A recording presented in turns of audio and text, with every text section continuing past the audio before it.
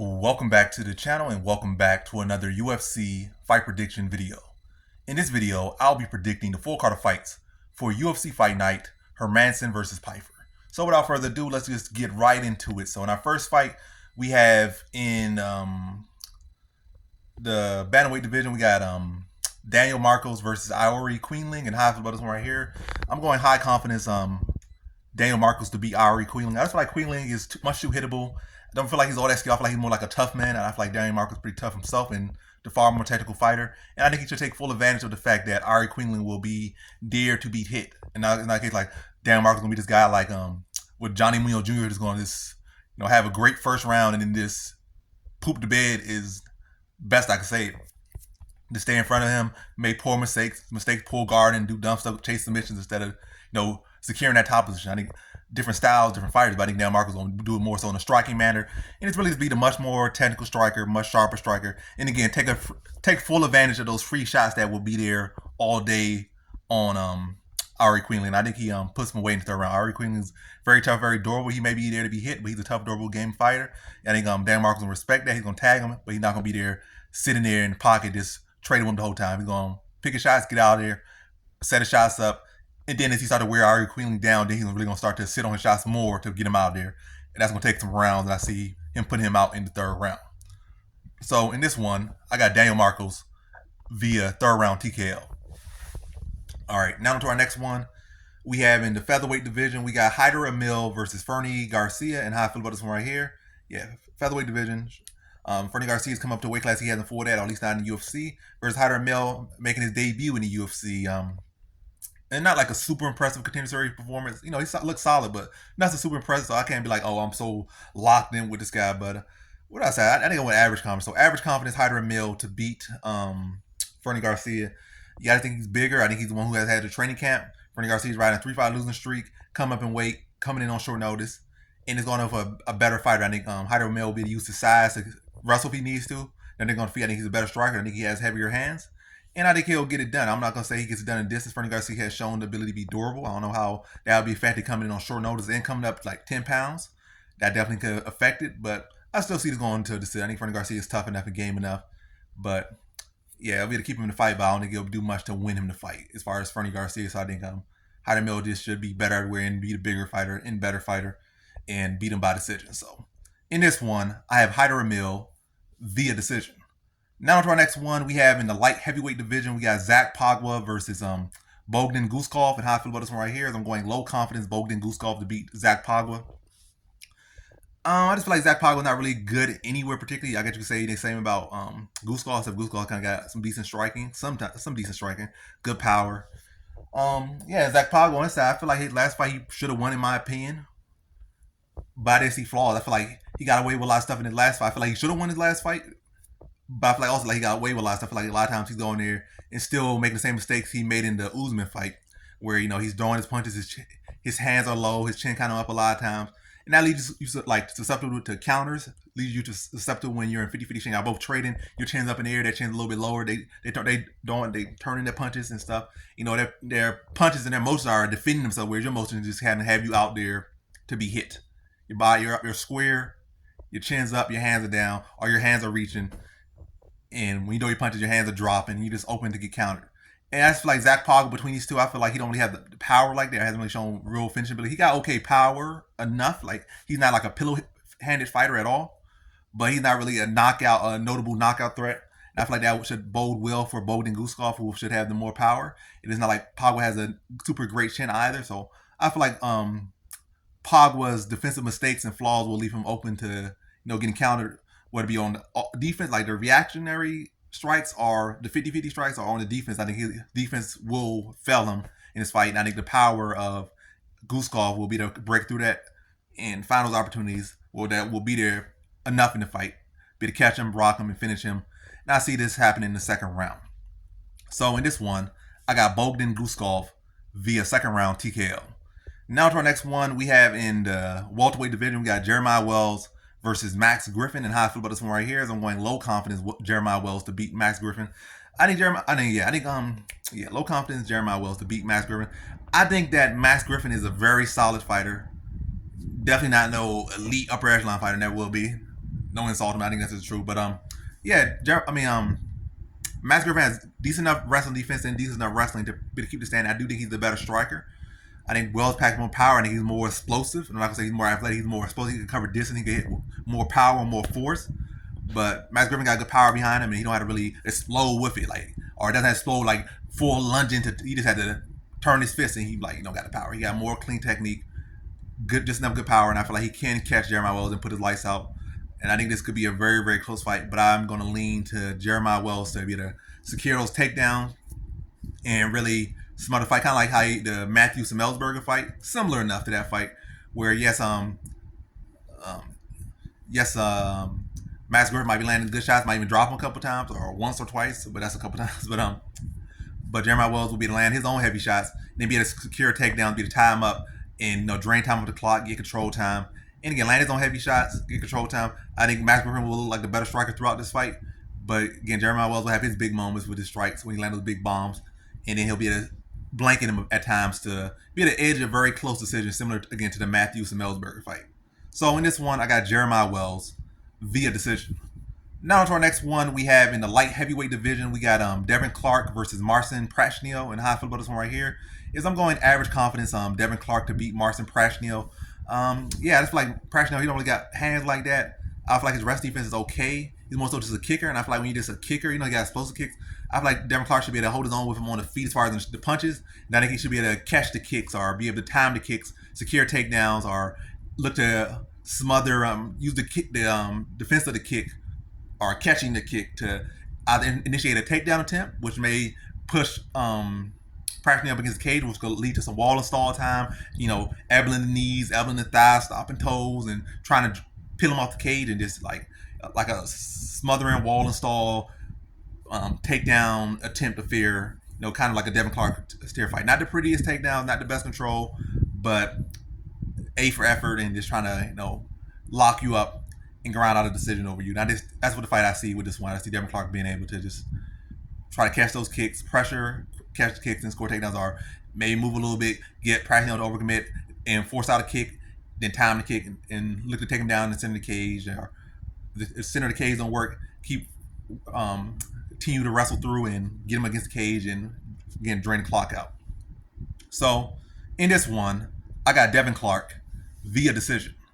Now to our next one, we have in the women's strawweight division, we got Loma Lookboonmee versus Bruna Brasil. And how I feel about this one right here is I'm going average confidence Loma Lookboonmee versus Bruna Brasil.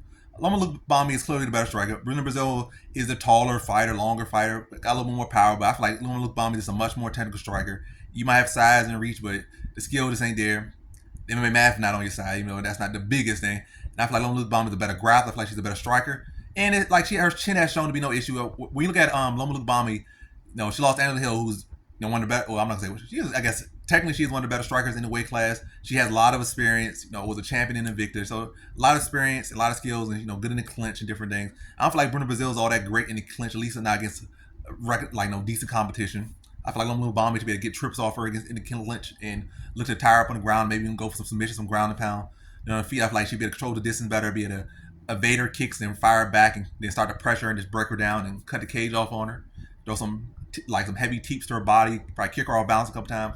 And just be too fast, too sharp, footwork too good, and just really be able to avoid the, I guess big telegraph strikes of the longer Bruna Brasil. Probably make her look slow and look like she out of place in there, make her miss kicks and fire back to her body, and end it off with a outside leg kick and back to distance. It's really almost looking like, I guess somewhat of a vintage Tisa Torres is out there blitzing at points. They're getting back to range. Probably not with the wrestling like a vintage Tisa Torres, but better striking technically than Tisa Torres with better Muay Thai and such. But yeah, I think Loma Lookboonmee is the better fighter here, and I think she's better in striking. I think she's better in grappling. I think only area where Bruna Brasil has advantage is size and length, but I don't think the size and length is that big of a factor when you're going with a real legit world class striker like Loma Lookboonmee, who prior time probably trained with men, not seriously, not full out, but probably dealing with longer fighters, a lot of different things. It's a true high caliber fighter who should know how to control that range and has shown the ability to control that range pretty well,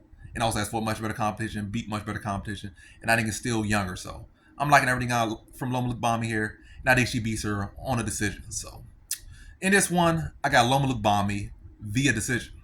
Now to our next one, we have in the lightweight division, we got Timothy Cuamba versus Balaji Oki in high flyweight right here.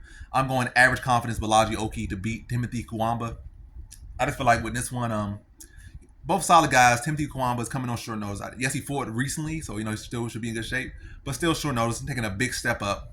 Big step of competition. The hardest, the best fighter he's fought in his career. Maybe not in the gym, but as far as in a professional sense, in the cage or in the ring, this is by far the best guy he's fought. And I think skill for skill at the worst, they match up evenly at the worst. But I think clearly, in my opinion, I think Balaji Oki is a better product at this given point, or a better fighter at this given point. And I think Timothy Cuamba, he has issues keeping pace. He doesn't like being pressured for a long period of time. Again, inconsistent pacing, kind of dips off at points, and doesn't do the best off his back foot typically. And I think Balaji Oki could look to press him, rip him to the body. Also, I think he breaks at times in the fights when it gets tough, or he starts to fade when it gets tough. It's his submission loss. He just kept going for this takedown, and it started fading, and he didn't have no plan B. He just kept going desperado for the takedown. Even if he was getting hit with elbows to the head, getting wobbled by those elbows, those little Travis Brown elbows, and still kept going. And that's never a good look. And then it's pretty much like I said, I had one game plan, or I locked in on one aspect of the game mid-fight, and I couldn't make no adjustments, and I just went into I just faded, and the guy just took my back and submitted me. It just looked, very,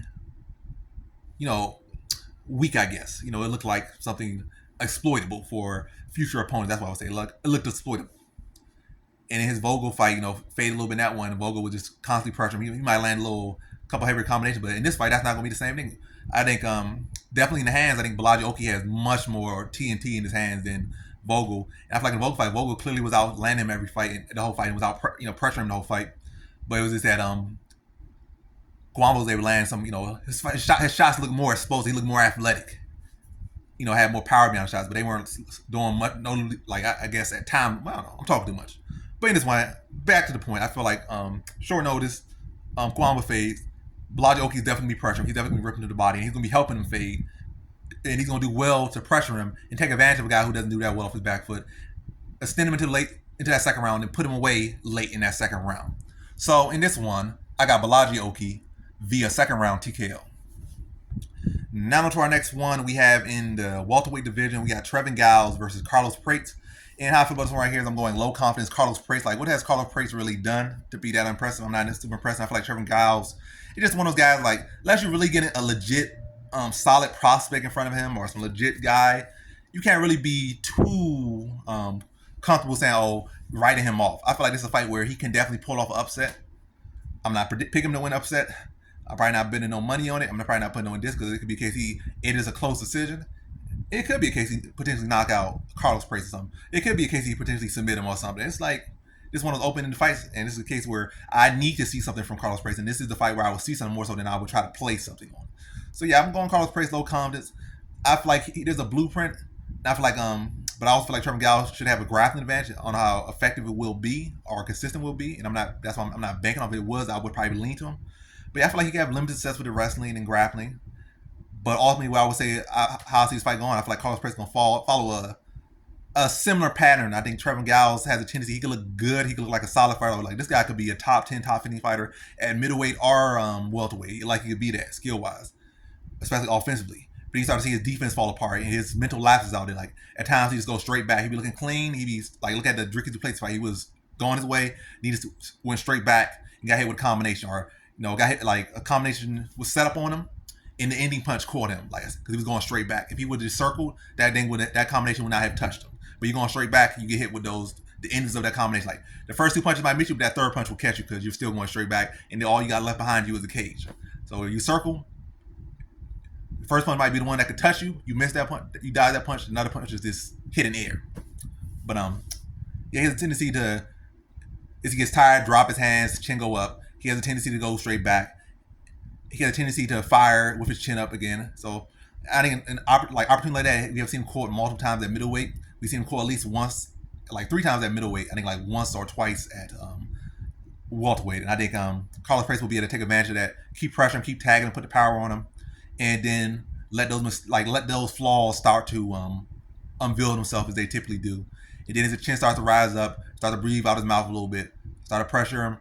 Probably start to put his back to the cage, cut him off, let him swing, overswing a little bit, extend too much, counter him, touch him again, put him away. I'm going to say second round. So in this one, I got Carlos Prates via second round TKO. Now to our next one, we have in our first fight on the main card, we have in the middleweight division, we got Rodolfo Vieira versus Armin Petrosyan. And how I feel about this one right here is I'm going average confidence Armin Petrosyan to beat Rodolfo Vieira. And with this one, I just feel like with this one I just feel like Rodolfo, it's kind of giving me definitely Nasruddin Imavov versus Roman Dolidze type vibes in a way, a lower level of that, but I'm still in the same exact thing. Rodolfo Vieira is the better grappler. Armin Petrosyan is the better striker. Striker versus grappler matchup. But with Rodolfo Vieira, I just don't feel like his wrestling offense is not that impressive. He has solid BJJ. His wrestling probably a little bit better than other BJJ guys, but still not that good. And I think Armin Petrosyan is much longer, much more experienced in the octagon, much better wins, much better results inside the octagon. He has prevailed a lot of times. Matter of fact, probably more often than not, he has prevailed in these dog spots. And even in some of these dog spots, against Calvaralo, he didn't look all that bad. He lost, but he put up a good effort against Calvaralo, who's skyrocketing up the division. Then outside of that, again, he probably was the dog like 4 times. I think of the 4 times he's like 3-1 in dog spots. So he's doing pretty well in dog spots. He looked okay against grapplers. He was able to beat Gregory Rodrigues. And again, 2 high-level grapplers in Calvaralo and Gregory Rodrigues. And yes, they had grappling success against him, but he was, he defended pretty well. And never finished. And we look at his career, he's never been finished by submission. You can say, oh, look at this fight, look at that fight. He had issues, but unless it's a case of, he has a consistency, like a consistent pattern of Chael Sonnen getting triangled, or he has a consistent pattern of getting a rear naked choke, guillotine, this and that. And this guy is the guillotine god, or something like that. And he guillotined his coaches, he guillotined his mom, he guillotined everybody he knows. So he's just next on the roster or something, or next on the chopping block. But it's not the case. So yeah, but I'm getting off topic. But I think as far as this one, I just feel like Rodolfo Vieira doesn't have the experience to really have shown the ability to win at this level. He hasn't really shown consistent ability to get the fight to the ground. I think Armin Petrosyan's takedown defense is getting better. I think his submission grappling defense is getting better. And it has not yet caused him a loss to get submitted or anything like that. He has no submission loss on his record. I think 1 decision loss and 1 TKO loss. So I think he's a longer, better striker. I think he should be able to stuff the takedowns. And really just short Rodolfo Vieira. I think the first round was a real tough round, but once beyond that first round, I just think the fight just really heavily shifts in Armin Petrosyan's way, and I definitely think he'd get out of that first round. And then we start to vest to the body, front kicks to the face, front kicks to the body, inside leg kick, outside leg kick, just really chew him up, front kicks to the face. And have Rodolfo Vieira just reaching for takedowns and lunging and standing for takedowns they can't get. And I see Armin Petrosyan really beyond the first round coasting to a decision, is really making him look like a punching bag out there. So in this one, I got Armin Petrosyan via decision. Now to our next one, we have in the lightweight division, we got Michael Johnson versus Darius Flowers. And how I feel about this one right here, low confidence on Michael Johnson to beat Darius Flowers. And someone in the comment section may, said the obvious, Michael Johnson's coming off a knockout loss. But regardless, Michael Johnson is always going to be, for the most part, a low confidence pick, for the most part. And in this case, no different. Low confident pick. Yes, he got knocked out, but still, at the same time, he could bounce back and knock the other guy. There's been times where he got knocked out, submitted, he was on 3 fight losing streak, he come back out and knock a guy out that he probably should have lost to. Or something like that. Or dominant guy he should have lost to. This is a fight he should win, so that's probably a case that probably should favor Darius Flowers if he's the dog and is Michael Johnson the favorite. But yeah, I was not super impressed with Darius Flowers' last fight against Jake Matthews. He was out there just he had no answer. He was trying to make something up on the fly. He looked short, he looked small, looked kind of weak, to be honest. He looked kind of strong in his contender series fight, but in his UFC debut, he looked weak and small and tiny. He looked like a featherweight. He was swinging on shots and missing. He was trying to do the Derek Lewis out there, but he didn't have Derek Lewis' size or power or skill in the striking. I was like, how do I have less skill than Derek Lewis? Nah, Derek Lewis better than you, bro. I said that to your face, Derek Lewis better than you. Until you get some wins on your record, be a here and gone, Derek Lewis is way better than you. Don't go there, I'm a lightweight, so I'm better. Nah, Derek Lewis is probably top 30 all-time heavyweight. Matter of fact, top 20 heavyweights. You top 9,000 lightweight. He better than you. But yeah, he was reaching and swinging and doing a bad job of doing Derek Lewis out there, getting hurt by every single shot. And he was even pretending he was getting hurt. He was getting hurt just probably, matter of fact, worse than Derek Lewis was getting hurt. Derek, getting hit to the body, and he was all leaning over he was legit hurt.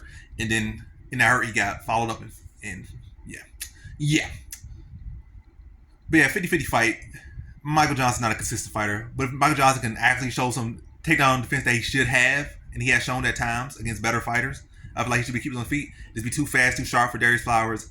And I think he puts away in the second round. I feel like Derek Flowers didn't show much durability, much defensive skill, and much, I guess, options out there. So I think Michael Johnson can show the takedown offense that he has and is capable of showing. He should be keeping his feet. And I think he's clearly the much better striker, faster, sharper, more athletic, more technical, more experienced. And I think he should be able to put Derek Flowers out. I think he's going to be a little bit cautious, as he should be, or hopefully he is, through the first round. Working on the jab, using his feet, using his movement. Don't just be stationary, so you don't get hit caught with no sloppy technique from Flowers.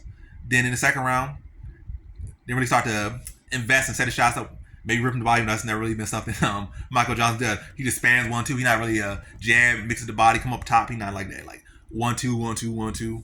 Maybe a jab, maybe a little overhand, but he's not. But yeah, I'm rapping too much about his one. Yeah, Michael Johnson, second round TKO. Should be the better fighter, but it's Michael Johnson, so take that with a grain of salt. So in this one, I got Michael Johnson via second round TKO. Now to our next one. We got in the middleweight division, we got Brad Tavares versus Gregory Rodrigues. In high football, right here, I'm going Gregory Rodrigues, average confidence to beat Brad Tavares. And with this one, I just feel like both solid guys. Brad Tavares, has great moments. He has low lights. Same with Gregory Rodrigues, but I feel like stylistically wise, I feel like Gregory Rodrigues packs more power. I feel like that's probably the biggest issue for Gregory Rodrigues is fighters who have power to put his lights out. And you don't have to have the most power, but enough power. But I feel like Brad Tavares, especially getting up in age now.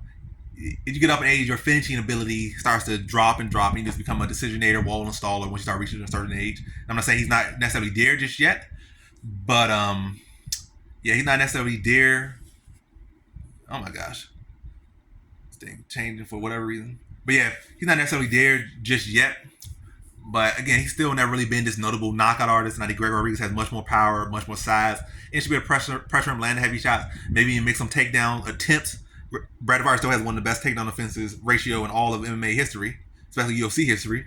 So, he probably should be able to keep the fight standing, but I think Greg Rodrigues can at times drain time off the clock and look to keep Brad Tavares back in his cage with some clinch attempts and some little, I guess, low effort takedown attempts to, keep him busy. And then look to, again, cut the cage off, clinch him up, keep his back in his cage, and land some heavier shots. And, Brad Tavares, again, not really a notable knockout artist, especially at this point getting older. So I think that's the biggest issue with Greg Rodrigues is getting chinned. So I think his chin should be okay in this one. I think he should be able to keep Brad Tavares on the back foot, and Brad Tavares doesn't have the best chin either. So power versus power. Greg Rodrigues had more power. He's the better pressure. He's a heavier-handed striker, so he should be able to get that lead foot and hold it, put Brad Tavares in his cage, land heavy shots, and I think he puts him out second round. So in this one, I got Gregory Rodrigues via second round TKO. Now to our next one, we have in the middleweight division, we got Ihor Potieria versus Robert Bryczek. Robert Deerdek. But Robert Bryczek, high foot was one. I'm going Robert Bryczek. Low confidence to beat Ihor Potieria. I don't know the man, to be honest. And you can't be like, this guy's fighting this guy who's a cannon. This guy, at least in this regional low-level league, he was knocking everyone out. Yeah, that's not enough. I need to see more from him. This is like really the test to see for him. But I think it's okay enough to put a little bet on it. Maybe like a KO on this one or really under in this one. That'd probably be the safest one. But I think Robert Bryczek, with in the distance, will probably KO. Maybe KO 1 is probably good value and a fair, little bet, throw some little change on. Nothing crazy. Because again, who is this guy? He needs to show me who he is, really. I can't just go based off his little fights outside the UFC. I need to see him put like 2 wins in the UFC and first get past this test. But I think he gets past the test, low confidence. Ihor Potieria is not the most technical light heavyweight. And he's cutting down and coming in on short notice to middleweight. Will he even make the weight? That's a big question. Yeah, so not the most technical fighter. That's typically not the way you want to go down. You don't go down if you're not the most technical fighter. Because going down is not going to fix your technique. It's not like, you're some great wrestler who would just undersize or some great striker who would just get manhandled at a weight class. You're just a guy who just not that good. And you're not dropping down, still not that good. It's going to be less good, be slower, be more chinny. It's not going to help you. Now you're going to spend more of your time getting worse and trying to cut weight instead of actually focusing on your skills. So that is enough for me to lean to Robert Bryczek. I think Bryczek got good power. This is his more natural weight class. He has had a time where his Potieria was coming on short notice. So yeah, I think Robert Bryczek will be quicker, faster, sharper, and I think he puts Ihor Potieria out in the first round. I think with the weight cut and the short notice and already not being the greatest fighter, I think he'll be susceptible to getting chinned, and I think Robert Bryczek will see that, pick up on that, and be able to put him out first round. So in this one, I got Robert Bryczek via first round TKO.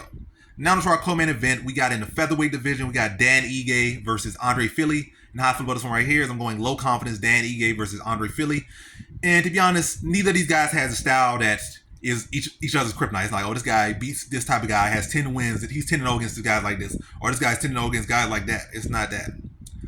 I think they both have very good chance of winning against each other. Andre Fili is like a 500 fighter. He could beat anyone almost. He could lose anyone. He's like the Redskins or Washington team type fighter. You know, if you equivalate it to compare it to like football. Not to say, well, yeah, he ain't really beaten one too great, to be honest. But he has beaten a lot of different styles. Well, I would say he's beaten a lot of different styles. He's beaten wrestlers, he's beaten strikers, beaten BJJ guys. You know, has real good wrestling defense, underrated wrestling offense.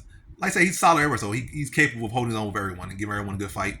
You know, beating a lot of different styles, but also losing to a lot of styles. But yeah, Dan Ige, that was gonna be susceptible for losing to the same style. They both lost to Bryce Mitchell, similar ways. But yeah, I think Dan Ige is gonna be more likely to mix it up. I think he's gonna have more power. I think Felix gonna have much more striking technique and more arsenal on the feet. But I think Dan Ige has a solid chin. I think he'll keep pressing, kind of similar to how he did in the Barboza fight. You know, I feel like he lost the Barboza fight, but I feel like he's gonna be a press, land combination, land heavy shots. It's not gonna be as clean or technical, but he's gonna be the one more consistently pressuring. I think he'll take the shots better of Fili. I think Fili, when he gets hit with power from Ige, I think he's gonna buckle a little bit, maybe get stumbled, but he pops up very well, and then probably fire back, get fired up. But I think we start getting fired up and try to, you know, let offense go. I think then that's when Danny Ige is going to secure takedowns or maybe more follow-up shots. But a very close back and forth fight, probably a split decision. But I think Danny Ige is going to land heavier more consistently, probably be more consistently pressuring, and then also be the one offensive more going for the takedowns. And if he does secure like one or two takedowns, or even one at a crucial moment, that's all you really need in a close fight to shift it, or just going for the takedown and maybe getting some wall install time in there. But very close fight. But I think Danny Ige just wins by being a little bit more active, grinding a little bit harder for it, and just mixing it up more, and edges out a close decision over Andre Fili. So in this one, I got Dan Ige via decision. Now to our main event, we have in the middleweight division, we got Jack Hermansson versus Joe Pyfer. And how I feel about this one right here is I'm going high confidence Joe Pyfer to beat Jack Hermansson. I think in this one, high confidence Joe Pyfer beat Jack Hermansson. I think Jack Hermansson, he's not as old as you would want him to be. He's not like he's 38, 40 or something. He's like 35. So he has to get, kind of a scary age to pull off an upset, kind of. He's solid enough. He also a guy who hasn't been finished much. I think he's been finished by like Cannonier and maybe like Thiago Santos a whole decade ago now. So in recent fights, probably like recent 10 fights, only been finished like once. He's been dropped a couple times, but he only been finished once. You know, went to a decision with Sean Strickland. Well, Sean Strickland not really a finished guy anyway, but to my point, or to the predictions I don't want to drag this out, I think it's Joe Pyfer's time. I think he's a student of the game. He's a young guy. You know, he's getting better. This is a huge step for him. I think he'll pass it with flying colors.